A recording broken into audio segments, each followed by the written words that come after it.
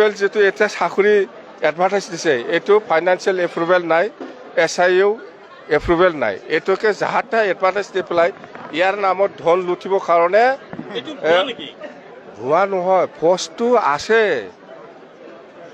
প্ৰত্যেক ডিপাৰ্টমেণ্টত পোষ্ট খালী আছে, আমিও জানো।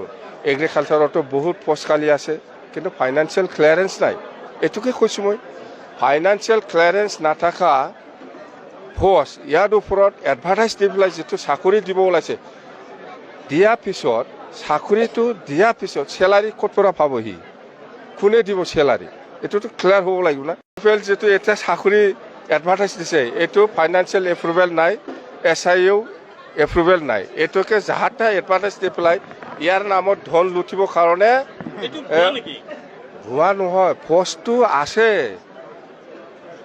প্ৰত্যেক ডিপাৰ্টমেণ্টত পোষ্ট খালী আছে, আমিও জানো। এগ্ৰিকালচাৰতো বহুত পোষ্ট খালী আছে, কিন্তু ফাইনেন্সিয়েল ক্লিয়াৰেন্স নাই।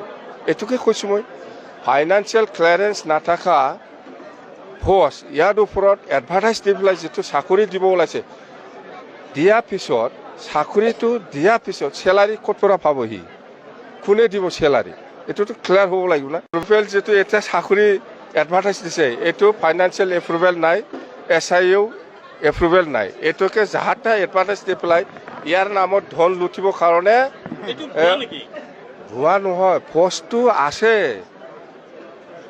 প্ৰত্যেক ডিপাৰ্টমেণ্টত পোষ্ট খালী আছে, আমিও জানো।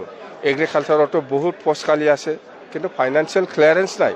এইটোকে কৈছোঁ মই, ফাইনেন্সিয়েল ক্লিয়াৰেন্স নাথাকা পোষ্ট ইয়াৰ ওপৰত এডভাৰটাইজ দি পেলাই যিটো চাকৰি দিব ওলাইছে, দিয়াৰ পিছত চাকৰিটো দিয়াৰ পিছত চেলাৰী ক'ৰ পৰা পাবহি, কোনে দিব চেলাৰী, এইটোতো ক্লিয়াৰ হ'ব লাগিব না।